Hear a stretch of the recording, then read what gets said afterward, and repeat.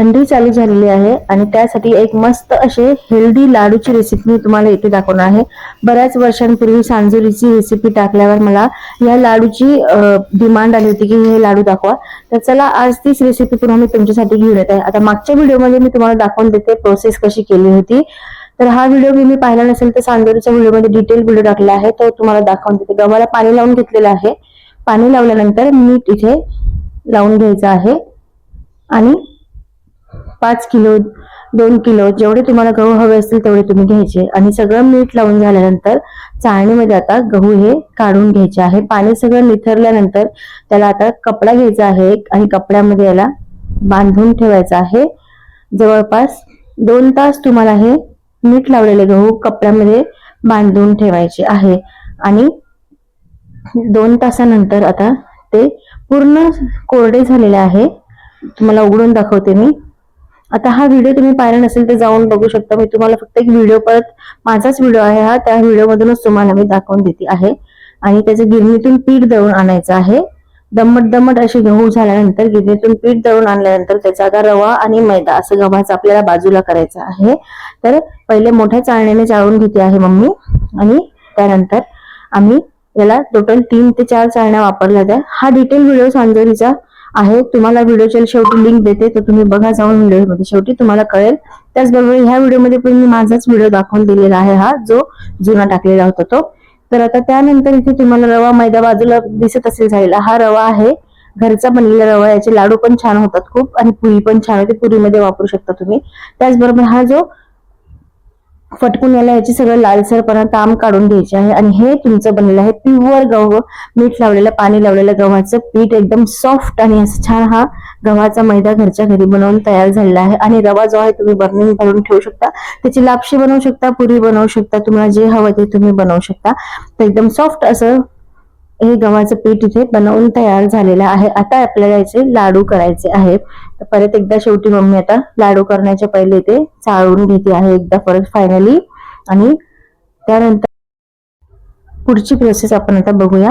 तर व्हिडिओ तुम्हाला लक्षात आला असेल, माझ्या व्हिडिओमधूनच मी व्हिडिओ तुम्हाला एक शॉर्ट दाखवून दिला आहे. पूर्ण व्हिडिओ गव्हाला पाणी लावायचं बघायचं असेल तर शेवटी सांजोरीची लिंक देते आहे, त्यामध्ये तुम्ही बघू शकता. आता हा गव्हाचा आपण मैदा जो काढून घेतला होता ताजा एकदम, तो आता 2 वाट्या इथे मापाने दाखवते आहे तुम्हाला करून.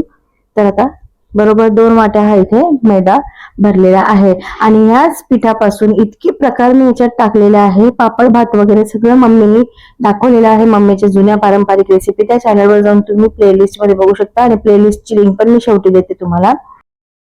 तर 2 वाट्या पिठासाठी 1 वाटी पिठी साखर इथे करून घेतलेली आहे मिक्सर मधून आणि थोडंसं तूप टाकलेलं आहे. आणि आता हे मस्त आपल्याला खरपूस असं भाजून घ्यायचं आहे.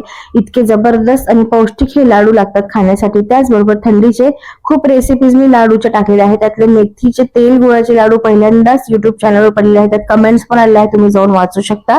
ते माझ्या मम्मीची पारंपरिक जुने लहानपणीपासून करत आलेली पद्धत मी टाकली होती, जे ते खूप उपयोगी पडलेले आहे खूप लोकांसाठी. त्यात कमेंट्स पण आहेत, तुम्ही बघू शकता. तेलातले लाडू मी पहिल्यांदाच दाखवले होते मेथीचे. आणि गव्हाच्या पिठाचा रंग आता तुम्हाला बदललेला दिसत असेल, असं गुलाबी छान असं हे पीठ भाजून झालेलं आहे. थोडंसं तूप नंतर भाजताना टाकलेलं होतं, तर बघू शकता बराच वेळ लागतो थोडंसं भाजण्यासाठी. मग नंतर एकदा पीठ चांगलं भाजलं की हे लाडू इतके खमंग आणि पौष्टिक असतात खाण्यासाठी. मुलांना रोज तुम्ही सकाळी थंडीमध्ये देऊ शकता, डब्यामध्ये देऊ शकता, 4 वाजता देऊ शकता. आणि जी पिठी साखर आपण केली होती 1 वाटीची, ती आता ह्याच्यात टाकून घ्यायची आहे. गॅस बंद केलेला आहे आणि आता कढई खाली उतरवून घेतल्यानंतर त्यामध्ये आता हे थोडंसं पीठ थोडं नॉर्मल कोमट झालं की मग त्याच्या साखर कालवून घ्यायची आहे.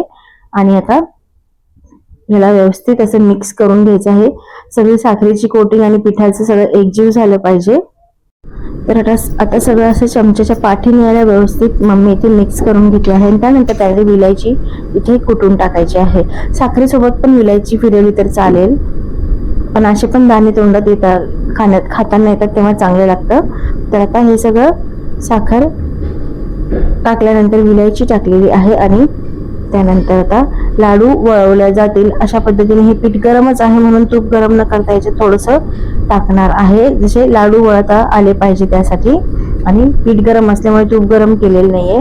आता हे आपलं मस्त लाडूचं पीठ हाताला सहन होईल इतपत थंड झाल्यानंतर आता आपल्याला लाडू बांधायचे आहे. इतके मस्त हे लाडू लागतात आणि पौष्टिक आहे. खूप कमेंटमध्ये डिमांड होती या लाडूची, तर ज्यांनी लाडूची डिमांड केली होती बऱ्याच वर्षांपूर्वी त्यांच्यासाठी ही रेसिपी मी घेऊन आलेली आहे.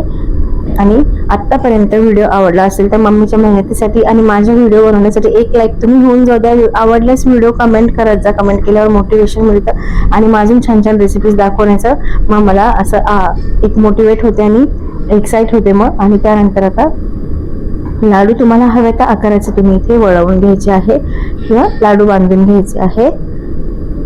तर थोडंसं लाडू बांधण्यासाठी थोडे कष्ट लागतात, पण एकदा बनले की हे तोंडात विरघळणारे असे छान गव्हाचे पौष्टिक लाडू तुमचे बनवून तयार होतात. तर आता अशा प्रकारे आम्ही राहिलेले सगळे लाडू इथे बनवून घेणार आहोत. मधून मधून तुम्हाला पीठ हलवायचं आहे, गाठी द्यायच्या नाहीये. पाठीने असं दाबून दाबून पीठ हलवून तुम्ही मग पटापट असे लाडू इथे वळायला घ्यायचे आहे. तर खमंग खुसखुशीत असे सगळे लाडू आम्ही इथे बनवून घेतलेले आहेत आणि भरपूर दिवस हे टिकतात खाण्यासाठी.